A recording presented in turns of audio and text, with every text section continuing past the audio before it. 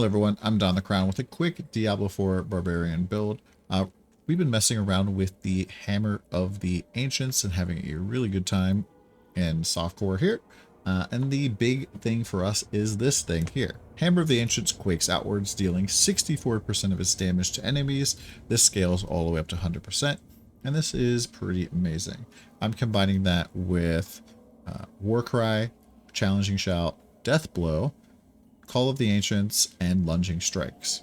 So if it's your first time playing, I highly recommend Lunging Strikes. It is so incredibly good. It is a dash, it is a fury generator, it is feeling almost mandatory in most builds, otherwise you might feel a little sluggish. And this allows you to almost basically teleport around the map and hit enemies, which is a good thing. This also is one of the only ways to heal, and you get a 2% max health heal whenever you hit an enemy that has 80% or more of its life, which is nice. And if you happen to crit with it, you'll get berserking. You don't necessarily need this node. Now, Hammer of the Ancients is pretty cool. Normally you just hit in a small area in front of you, but that legendary effect that we're doing makes it basically propagate outwards. And then when we hit enemies, the more enemies we hit, the more fury we generate for the next 5 seconds. So it allows us to hit more Hammer of the Ancients. And then if you're using Hammer of the Ancients at 100%, well, this gives you 1% more damage for each point of fury that you have. Right now we have a maximum of 100 fury baseline. So if you use it at 100 fury, that's 100% more damage. And so that's just pretty good if you just keep your fury up. I'm also using pressure points here to give us a chance so that the Hammer of the Ancients will apply vulnerability, which is kind of okay. I could see arguments for putting this into like Endless Fury or something like that instead. But this is just what I've been doing so far. Down here, we are then taking points in here to go and get a little bit of damage reduction against elites. We're picking up Challenging Shout for a little bit of survivability. This also counts as a shout, which is important because we have shout nodes over here. We're going to be taking Warcry for berserking and some increased damage.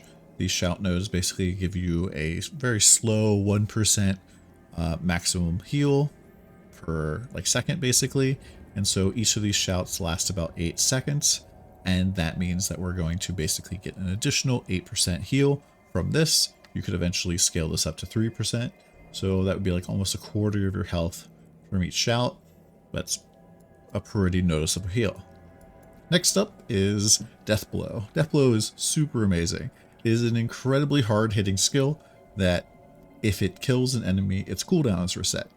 On top of that, it does 100% more damage to bosses, and if you hit at least one enemy, you get Berserking for 3 seconds.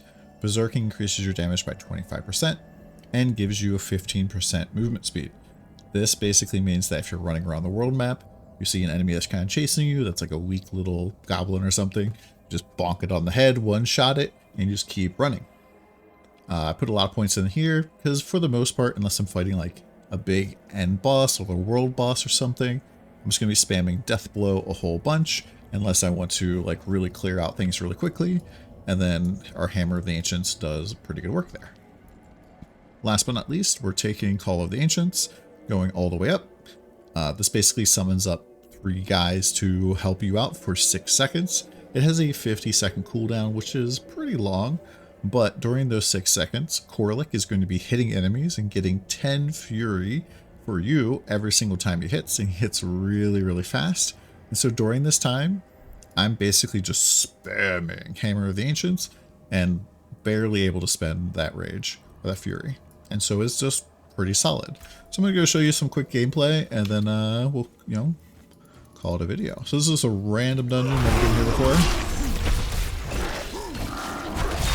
So as you can see, Death Blow and our dash here do pretty good work. Just left click and then Death Blow. Death Blow, Death Blow, Death Blow, Death Blow. And it just does a lot of work. And with the Ancients, it's pretty hard as well. But Death Blow definitely does a ton of work. I've also gone out and assigned a left click to a different weapon than my Death Blow because I want to make sure that we're switching weapons as much as possible, because we have the swapping weapons every 6 times. You get Fortify. Fortify is kind of this weird thing where once you have more Fortify than your current life, you take 10% less damage. There are gems like this one here to make it so that you take less damage when you're fortified, and I'm probably going to try to fill up my armor as much as possible with these. There's also another one that gives us berserking when we swap our weapons 10 times, so switching between weapons is pretty good. If you don't know how to do that, basically just press S to open up the skill tab, and then on the skill that you want to swap, you can just middle mouse click and it'll change which weapon. If you just have it on auto select, which is the default, it'll typically pick whichever is the highest DPS weapon that you got. I've been setting mine to my two-handed sword for my left click. My Hammer of the Ancients has to use your hammer, and then Deathblow is also using my hammer because it's my best DPS weapon. And for stats on most of my stuff, I've been looking for basically similar stuff that I just covered in another video, but we're looking for close enemies, slowed enemies, crowd controlled enemies, core skill damage, strength, stuff like that is going to give you a lot of damage. Hopefully this helped. Check my other video if you have questions about itemization, just in general, and we'll see you in the next one. Peace.